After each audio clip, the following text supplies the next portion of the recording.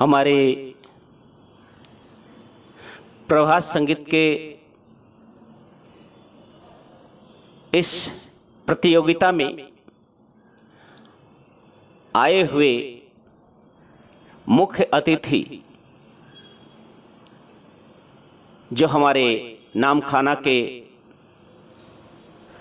Election officers हैं, सुदीप्त विश्वास,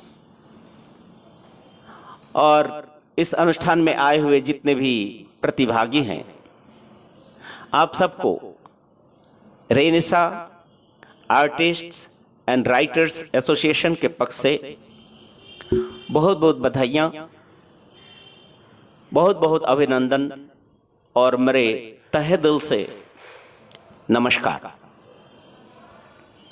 हम बहुत ही भाग्यशाली हैं कि Renaissance artist and writers association के प्लेटफॉर्म पे प्रभात संगीत जैसे समाज आध्यात्मिक नई ऊषा का आह्वान करने वाला प्रभात संगीत पर प्रतियोगिता हम कर रहे हैं। आज आप लोग प्रभात संगीत पर आधारित नृत्य, ललित कला और गायन के प्रतियोगिता में आए हुए हैं। मुझे बहुत खुशी है आप लोग को देख के। आज आर्ट जो है एक व्यवसाय बन चुका है, कला एक व्यवसाय का केंद्र बिंदु बन चुका है इस वैश्य युग में। लेकिन हम सबको ये जानना चाहिए कि जो कला है वो व्यवसाय का चीज नहीं है। कला सिर्फ क्षणिक सुख के लिए नहीं है। जैसे कि लोग कहते हैं art for art sake, art art के लिए होता है, अर्थात साहित्य साहित्य के लिए होता है। लेकिन ऐसी बात नहीं है। साहित्य का बहुत बड़ा उद्देश्य होता है। साहित्येन जह सह साहित्य, जो मनुष्य के समाज के सर्वात्मक हित और कल्याण के लिए है और साथ साथ आनंद दे सके, वही आर्ट है। इसीलिए जगत गुरु श्री श्री आनंद मूर्ति जी अर्थात महान दार्शनिक श्री प्रभात रंजन सरकार, जिन्होंने 5018 प्रभात संगीत अलग अलग भाषाओं में अलग अलग ऋतुओं पर अलग अलग मौके पर दिए हैं, उनका कहना है art is not for the sake of art but art is for the sake of service and blessedness.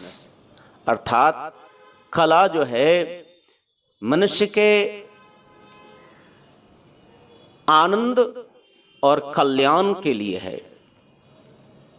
कला मनुष्य अगर सिर्फ आनंद दे, करनाल सुख दे, तो ये सिर्फ कला नहीं है। आज टीवी, रेडियो, न्यूज़पेपर्स से लेकर प्लेटफॉर्म पे, रेलवे प्लेटफॉर्म पे जितने भी मैगजीन्स मिलते हैं, न्यूज़पेपर्स मिलते हैं, सब में देखेंगे कि वल्गैरिटी है, नग्नता है, नग्न संस्कृति है, जो कि मानव संस्कृति के विरुद्ध है। मनुष्य के सूक्ष्म गुण, मनुष्य के सूक्ष्म अभिव्यक्तियों के विरुद्ध में है। मनुष्य को भोगवादी बनाने की एक भयंकर साजिश है। मनुष्य भोगवादी नहीं है। मनुष्य का जीवन भौतिक नहीं है। मनुष्य का शरीर भौत मानसिक और आध्यात्मिक है।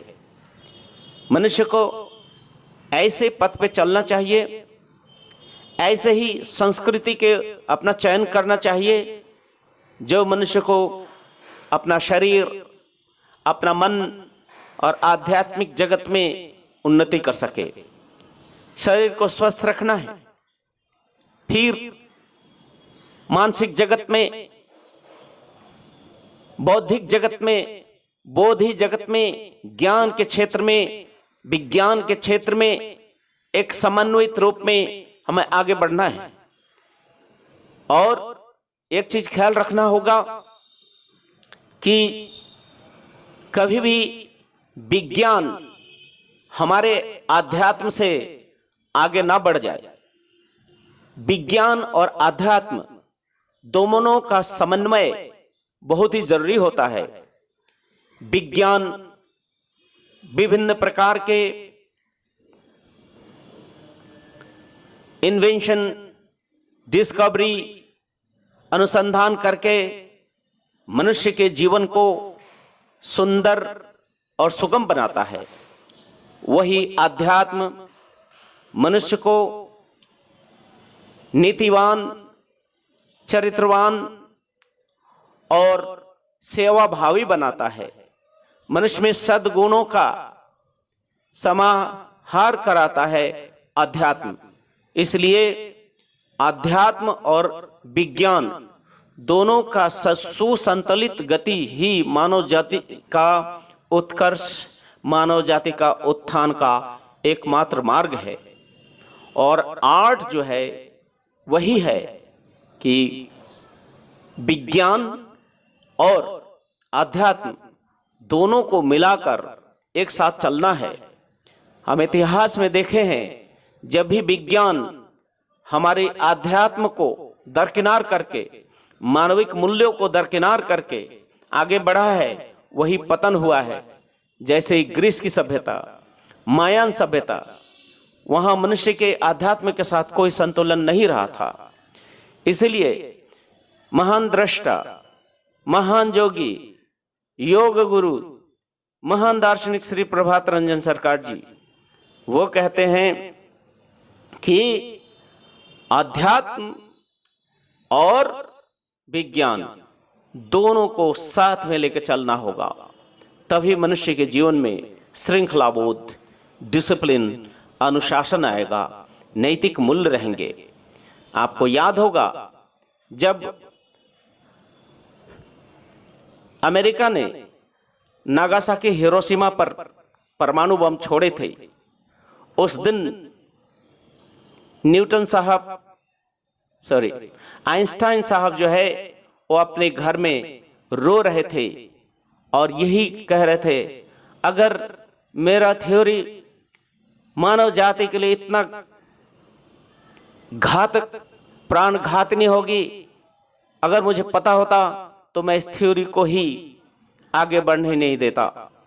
अर्थात उनका कितना बड़ा कष्ट है कि उन्होंने जो पारमाणविक थ्योरी दिया था, थ्योरी ऑफ रिलेटिविटी जो दिए थे, इक्वल टू एम² स्क्वायर दिए थे, उसके आधार पर परमाणविक बम बने जो नागासाकी और हिरोशिमा के लिए घातक बना, मारण यंत्र बन गया।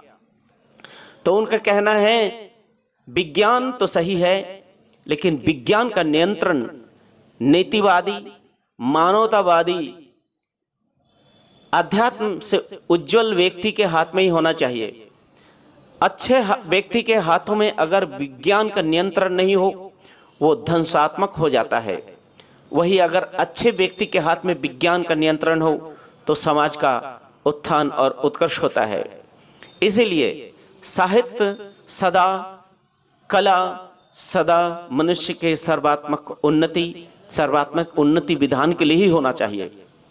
असंस्कृति, कुसंस्कृति को कभी भी हमारे सभ्यता पर, हमारे संस्कृति पर हावी होने नहीं देना चाहिए।